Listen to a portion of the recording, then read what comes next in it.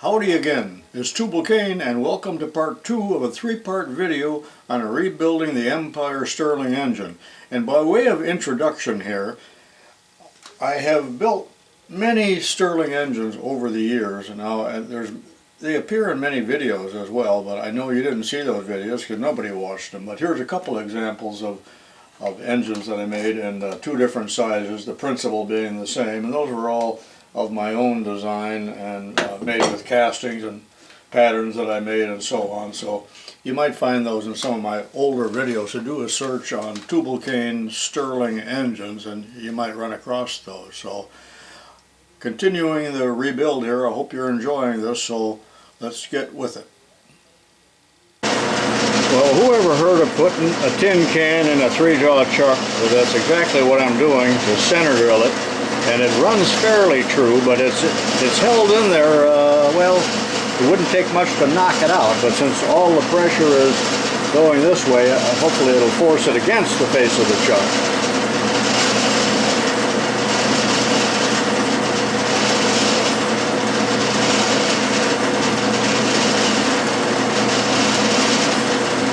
Okay. And I pierced it, and that's all I want to do. I need to drill a 5/16 hole in the end of each one of the cans, and you know it's almost impossible to drill real thin sheet metal with a twist drill. So I'm using my step bit, I call it a Christmas tree bit, unibit, and I already did a sample here and it seemed to work pretty well, and I got a pilot hole, so let's give it a try here. Very thin metal.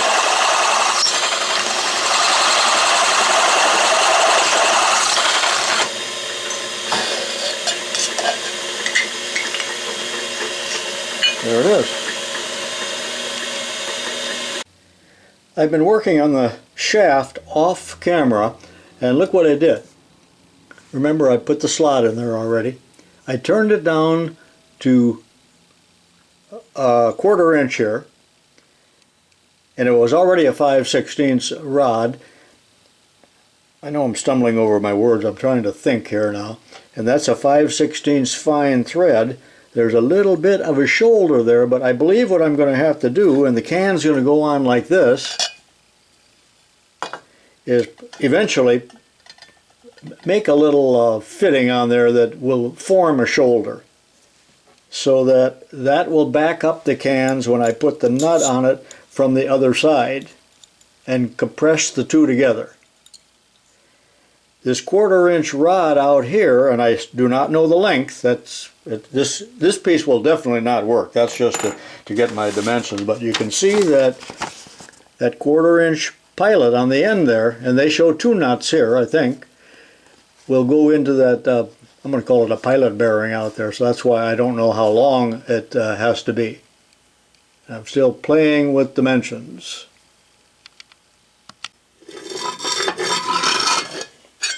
I'm guessing that the can will come back, into this part here, about 2 inches. So I'm going to cut these off at 2 inches, even though I'm sure I'll have to remake these. But that gives me a model that I can play with to determine if that's the right size. So, well, maybe I'll make it a little longer, about 2 1/4. I can always trim it off again. Although it's hard to deal with this real thin sheet metal. I can't use a tin snip. How do you cut that? I might have to use my little Dremel abrasive. It's even hard to lay it out because of all of these corrugations. That took only 2 minutes once I had mounted the wheel. And your Dremel is one of the most useless and most useful appliances you can have in your tire shop. But all of these little wheels and so on are absolutely worthless, and this is what it's all about, in my opinion, my humble opinion, are these cutoff wheels, and I've just had a million uses for them. So I'm just going to try the one now rather than cut the other one off to see how the length is. There it is with half a can in there. Now I'm not certain that the can is positioned in the exact right spot on the shaft, But I think I will go ahead and cut off the other one at 2 1/4. But when it is extended all the way out to where it is right now, you can see that there's only about, let's see, take my ruler here, exactly 2 inches right there. So I think the can that's in there is probably too long. Remember, there'll be a plate over the end. I thought I'd take the time to show you this, and I took this off the internet, or maybe Bob sent me pictures. Yeah, I guess Bob sent pictures. Notice that this one has the fins on it, but out on the end there is the appliance plug, not unlike what you might see on a lady's iron, or, well, pressing iron. They used to be that way. I guess they're not anymore. Or roaster or something like that. And the heating element is inside of that. And that's all missing. This tin plate is 31 gauge, 11 thousandths thick, so it's mighty thin material, and I suppose you're taking bets out there. How long will it be before he cuts himself? So, well, I've got it assembled so far, and I know this one is too long, and maybe the whole assembly needs to be moved down a little bit on the shaft. But the length of this portion here is pretty much the same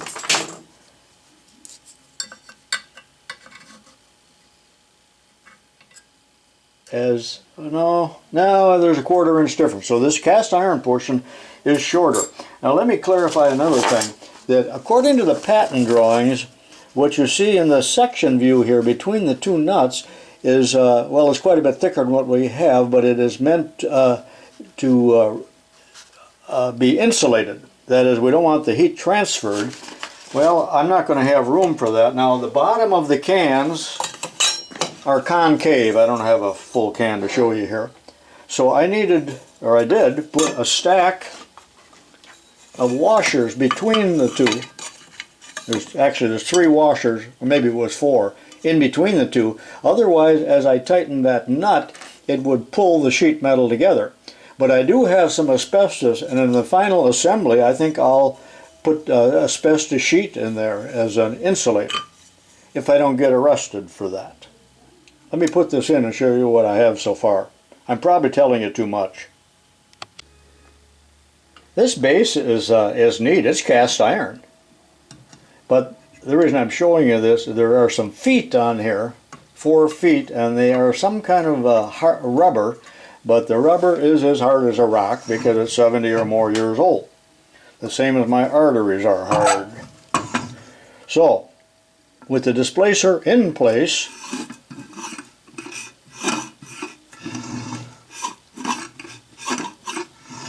you can see though that it is too long. So I'm going to make some adjustments here. Maybe have to trim both of them, but maybe it's okay if one is longer than the other. Then once I get that done, I'm going to make a plate here. Well, it's not just a simple plate because it has that bushing in there for that 1/4 inch rod.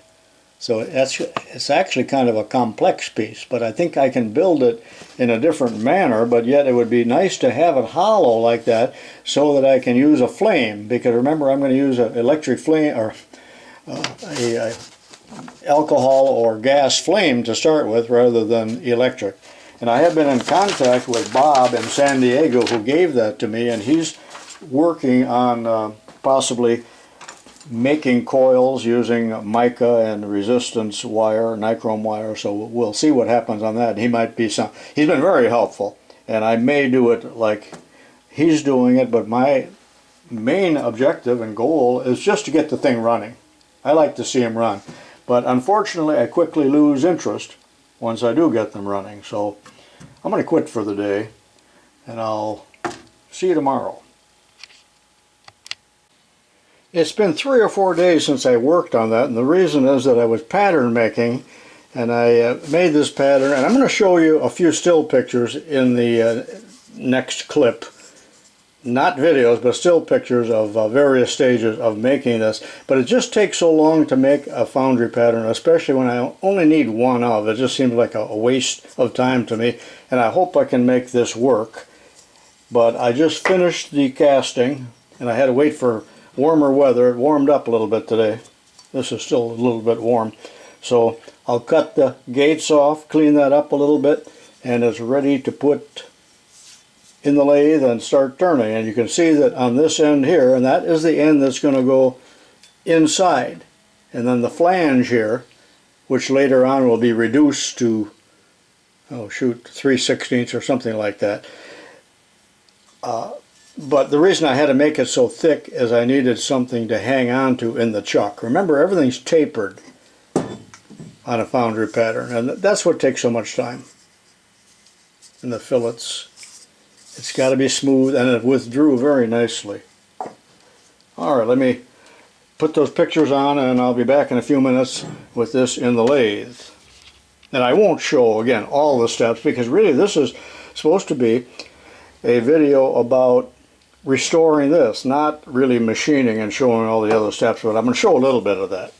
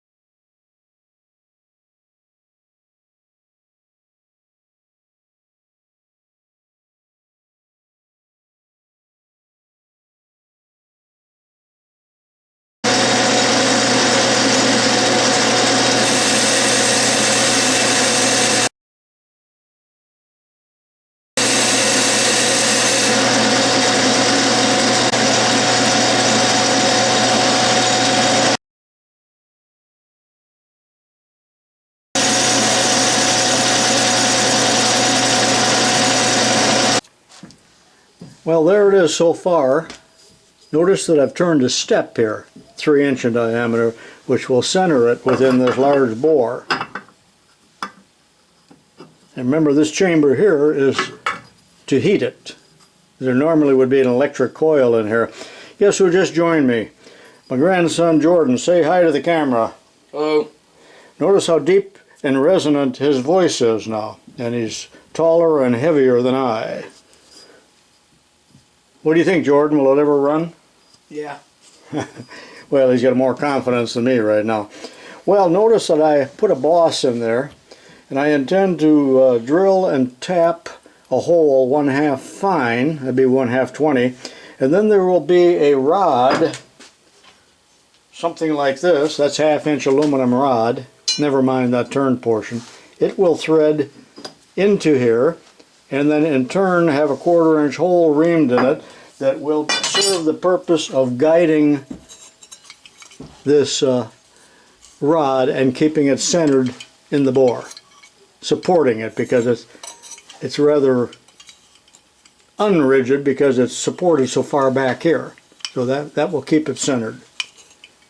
So back in the lathe and drill and tap that is my next operation, if I don't take a break now. But anyway, that's what it's going to look like, and then we got 6 holes to drill. I'm a little worried about the length right here. Is it too much? Because I only have about a 1/4 inch that I can remove off the back. This is 1/4 inch thick, approximately. And I really thinned the wall out. This was tapered. It's still rather thick where I'm pinching it right here, but fairly thin in that spot. But still, you know, just how much strength does it need? I just wanted it to have enough strength so it wouldn't collapse in the lathe and go flying out. Alright, see you in a few minutes. you can see I've got the hole drilled and tapped. I don't have the guide made yet. But as I rotate it, yet I still got a little bit of interference. I got a little defect there in the casting. Notice when I get to the end of the stroke here, it's pushing in and out probably about a 1/16 of an inch. So either that nut is pushing against here, or the can, yeah, I think it's the end of the can. I might have to trim a little bit off. I think I made this step a little bit longer than what I should have if it had been half that amount. And I may have to face some off of this yet, so just some final work to do, and then still this guide, and you can see now why I need it.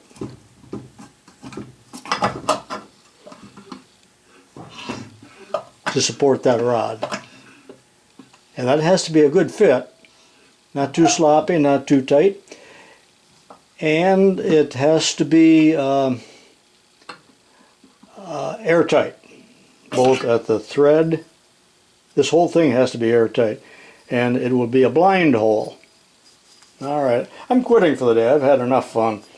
And I still got to go outside and clean my foundry up. And I got a heck of a mess here on this lathe, as you can imagine. And the floor. And it's all over my shoes and my clothes and so on, but that's, my wife doesn't like it when I get those chips upstairs. See you tomorrow. Well, it's another day and I'm back in the shop, but in fact I haven't worked on this for 3 or 4 days. I went to that auction that I made several videos of and was just on the road and taking a break. But anyway, as you recall earlier, I said that the connecting rod was bent and I had to straighten it. Well, it turned out, as I started to straighten it, or thought I was going to, that in the end here, that's too bright, the connecting rod and its member here, that little cross member, actually presses in there, and there's a little groove that retains it, and one end here was just out of the groove and pushed back in, and it gave it the appearance, well, it was crooked. So I got that fixed, and the rest of it appears to be pretty straight, and that is a nice piston, isn't it? And it's a real good fit. Well, the next thing I need to do here, the little shoulder bolt that, I guess you call it the crank pin, that holds this onto the wheel here, is a little too short, and it appears to be the original. And well, why is it too short? Well, at some point or another somebody did something to it, and a little bit of the shaft, I gotta turn this off, is sticking out, and it strikes this. So in other words, there's an interference. Rather than try to move everything out, I would like to make, I'm going to remake one of these with a little bit longer shoulder. Well, in fact, I already did as I was working on it, but it's a temporary one. I do not like the looks of it with a contemporary screw and a little piece of hobby brass. It works fine, and it helped me get my dimensions, and that's an 832 thread. So I believe I'm just going to start with some, looks like it's about 3/8 stock, and make one with a longer shoulder. Same thread. But yet a fella can still waste, and I do mean waste, 15, 20 minutes, even a half hour on something like this. I wasn't going to show the making of this little shoulder bolt, but I'm getting near the end of the video, or the project I should say. Alright, this is 3/8 stock. I'm in the Atlas lathe. I've already turned it down to 3/16 in diameter, which is the diameter that I need for the connecting rod. That's a good fit. Also note the nice job they did on this with that brass bushing that has a flange on one side of it and not on the other. So, you know, that had to cost money even back in the 20s and 30s to do that. And now if you look on the stem here, you'll see a little red line, and I'm going to turn that down to 164 thousandths in order to thread it.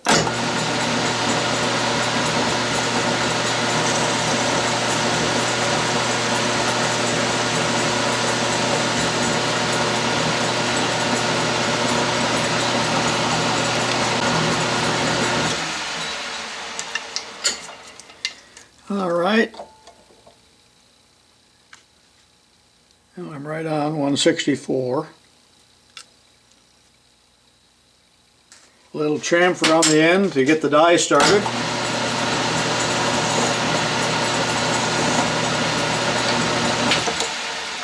It's ready to thread. Ready to thread, and that's a 832 die in the tailstock.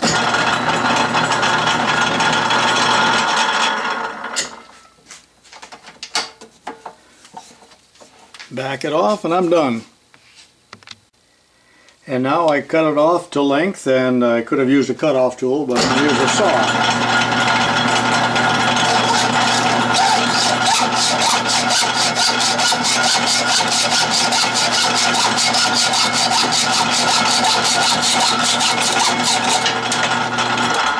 And now if I can find the part, I'm done except for facing and slotting.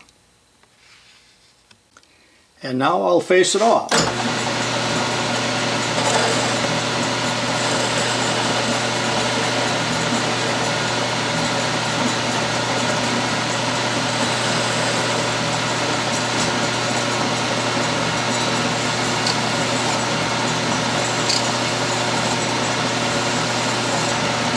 That's it. Alright, let me put that crank pin in.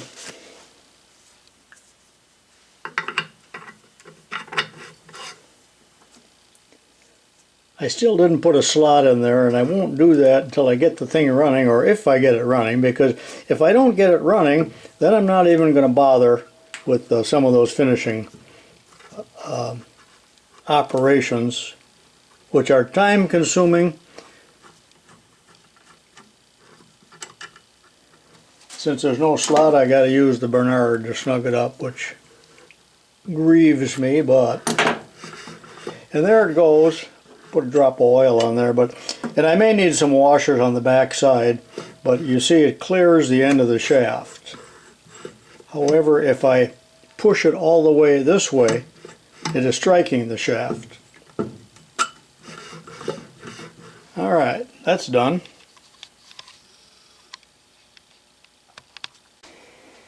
Well, it's Monday, and I've taken a few days off, and yesterday I went to an auction and bought a bunch of machinist supplies, and some of it junk, but take a look at that video. I'm going to do a video on that auction, or when I do the unpacking. Some people find that interesting, but I did do a little bit of work off camera here since the last clip, and I have located and drilled these 6 holes, and I used the time-honored method of transfer screws for that. I'm not going to show that because you've seen me do that so many times. So, the next thing I need to do, well, 2 things to make that center pilot, but I think I'll make a gasket first. So, using the gasket material here, and this is 30 thousandths thick. I'm going to go ahead and do that. I'm using the handy dandy Spearhead gasket cutter, a little kit I've had for quite a while. I don't know if I ever have used it, but there it is. And you can adjust it directly. You don't have to worry about radius or anything because that's already built in. And see how this works. The other method, of course, is to use the hammer, but that doesn't lend itself too well on this particular job.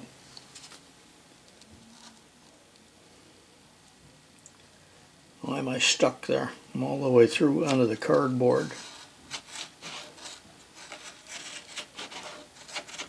Should have used the wood under there. That's why I got the piece of maple sitting there, but that's almost too hard. You know what? I didn't like this thing all that much. It sure left a jagged deal, even though that's a sharp blade. But so I'll go around the outside now, and this is really thick material, thicker than I'm used to. So I'll use the time-honored method here. Boy, I've been overusing that word time-honored here, haven't I?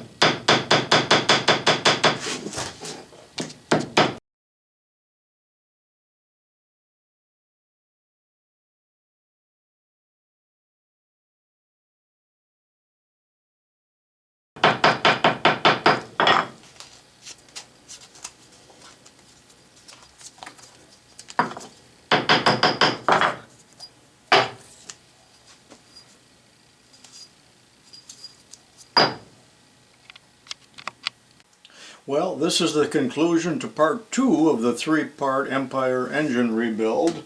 Stick with me as I hope to get it running in the next part. So I'm optimistic, but cautiously optimistic, because this has been no easy job. It's been kind of a long road. I'm already about 7 days into the video, so see you in the next part.